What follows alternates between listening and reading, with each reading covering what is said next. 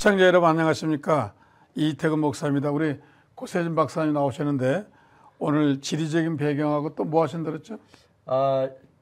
지금부터 이제 할 것은 우리 땅을 발굴하는 것이기 때문에 지리적인 환경을 알아야 되고 그다음에 이제 발굴한 거에 대해서 연대를 우리가 알아야 되기 때문에 앞으로 한 서너 번은 그걸 주제로 하겠습니다. 자, 부탁드립니다. 오늘은 성경과 성경의 고고학을 연구하는 데 필요한 지리적인 환경에 대해서 같이 공부를 해보겠습니다. 우리가 이 땅을 파는 것이 고고학이기 때문에 땅에 대한 이해가 굉장히 중요합니다. 이 땅을 이해한다고 하는 것은 두 가지 면으로 할 수 있습니다. 하나는 수평적으로 쭉 나라에서 나라로 또는 산에서 들로, 들에서 강으로 이렇게 퍼져나가는 이런 수평적인 개념을 이해하는 것이 필요하고요.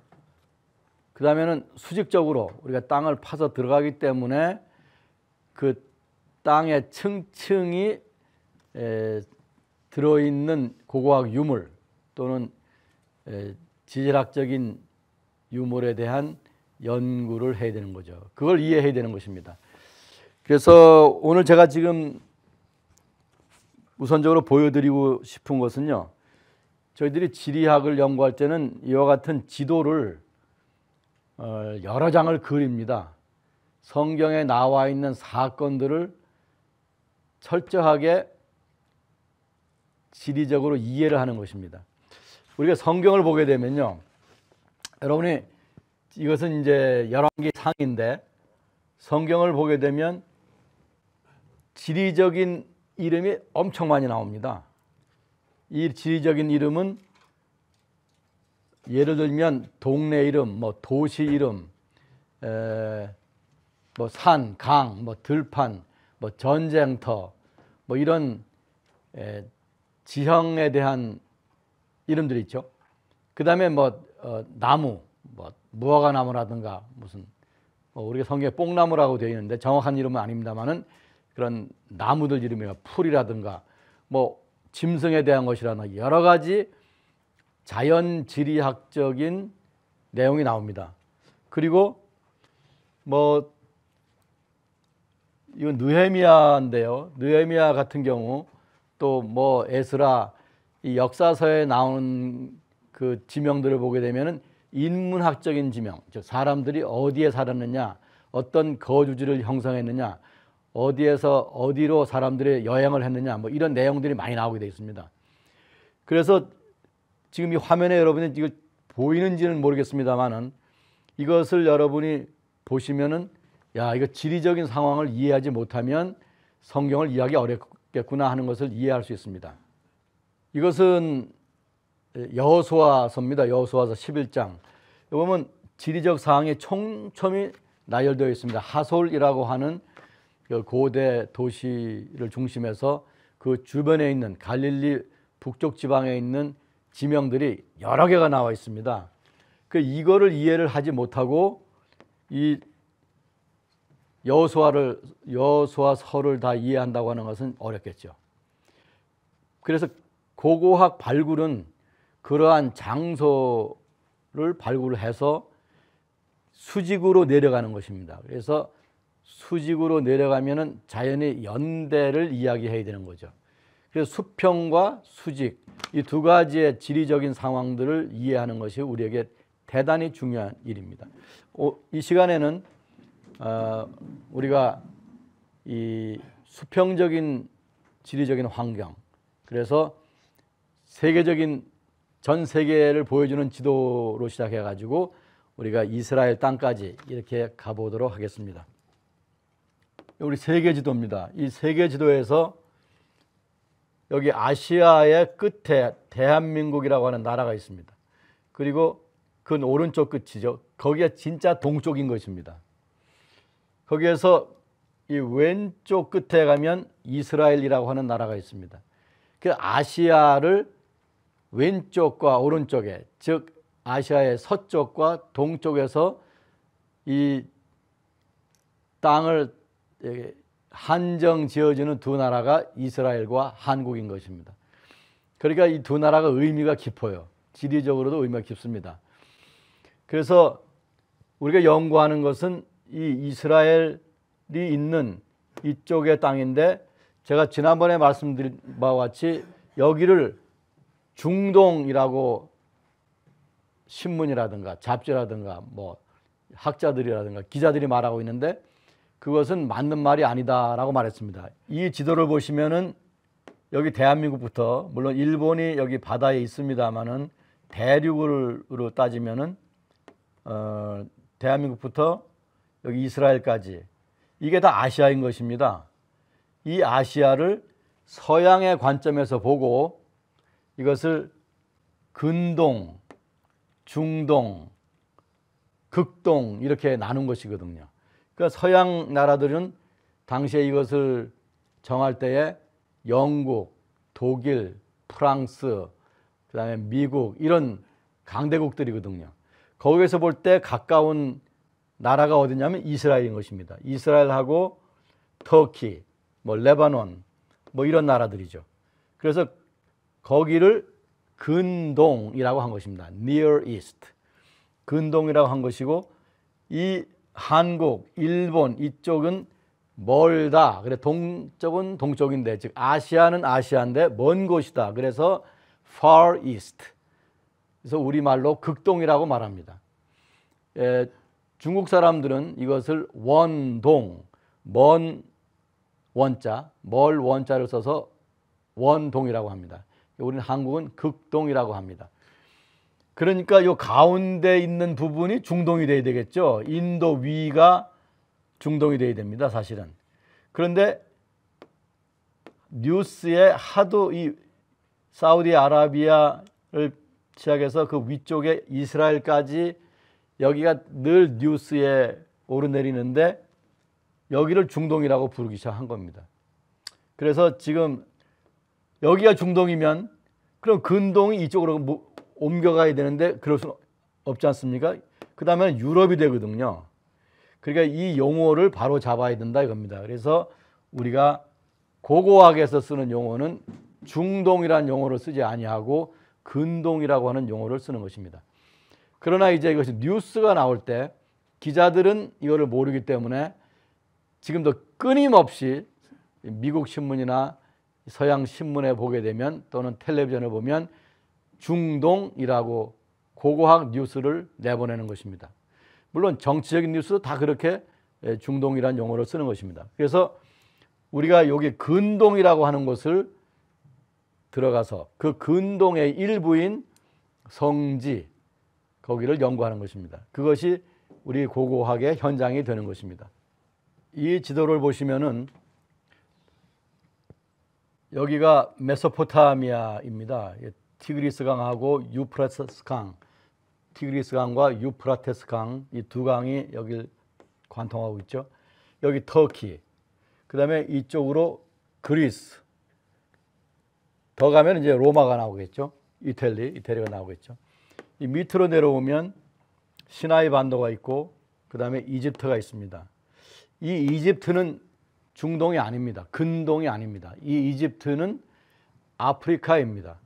그러면 시나이 반도는 아프리카라고 해야 됩니까? 근동이라고 해야 됩니까? 이게 경계선에 있습니다. 그래서 현재 국적으로 따지면은 이 시나이 반도가 이집트 소속입니다. 옛날 고대에는 그렇지 않았습니다. 어쨌든 지금은 이집트 땅이기 때문에 아프리카라고 해 두죠. 뭐 제가 이 지도를 보여드리는 이유는 여기에 초록색을 보면 여기는 젖은 땅이다 라고 말할 수 있습니다. 비가 1년에 한 200mm 정도 이렇게 올 수 있는 땅입니다. 여기는 마른 땅입니다. 보시다시피 이 아라비아 반도와 그러면 아프리카 사하라 사막 이 밑에는 여기는 비가 거의 오질 않습니다. 1년에 비가 100mm 이하로 오는 곳입니다. 그러니까 여기는 살기 굉장히 어렵겠죠. 고고학에서 이거 굉장히 중요한 일입니다. 왜냐하면 우리가 발굴하는 유물들이 이러한 그 자연 환경을 반영하고 있는 경우가 많기 때문입니다. 또한 이 젖은 곳과 마른 곳 사이에 어떤 그 국제적인 관계가 이루어질 때 당연히 유물들이 당시의 물건들이 이제 교류가 됐겠죠. 그럼 지금은 우리가 그것을 유물이라고 하는데 그것을 보면은 이것이 어디서 온 건지 알 수가 있는 것입니다. 이스라엘이라고 하는 나라는 선택된 땅이라고 하는 나라는 바로 여기 이 젖은 땅과 마른 땅의 중간에 있습니다.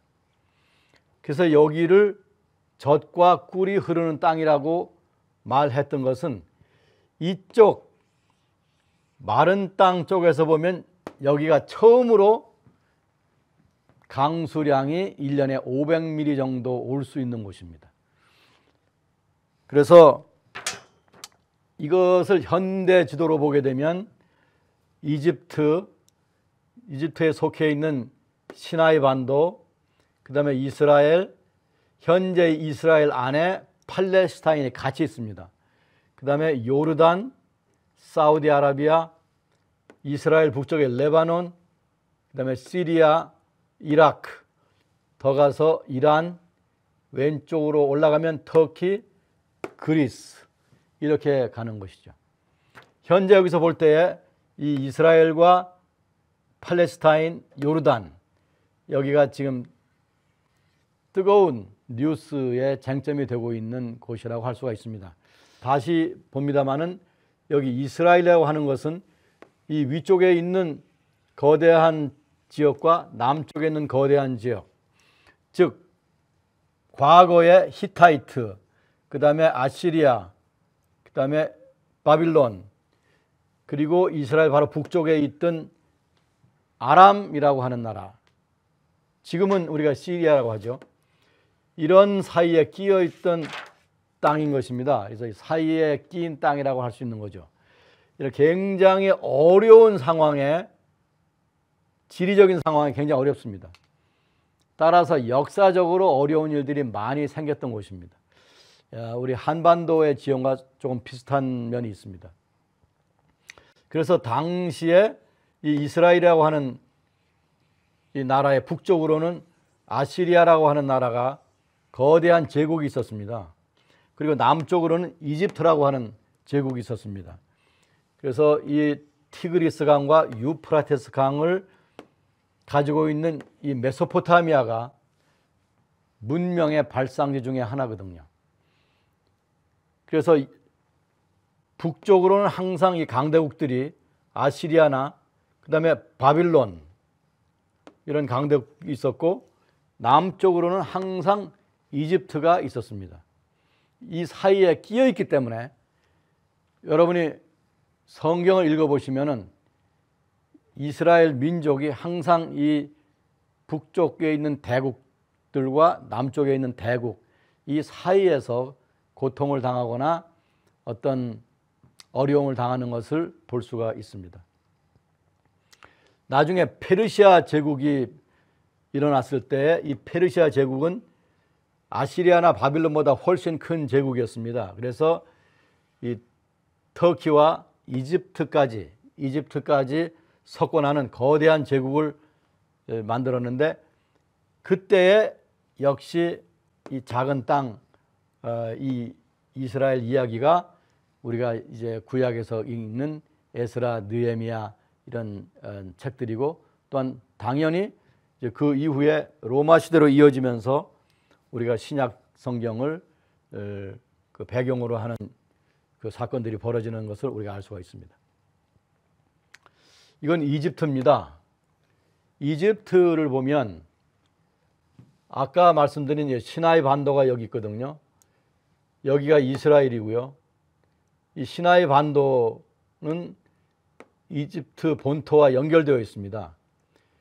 이 나일강이 세계적으로 긴 강인데 이 시작이 에티오피아에서 하거든요. 이 에티오피아의 고원지대가 해발 약 3,000m에서 2,000m 정도 됩니다.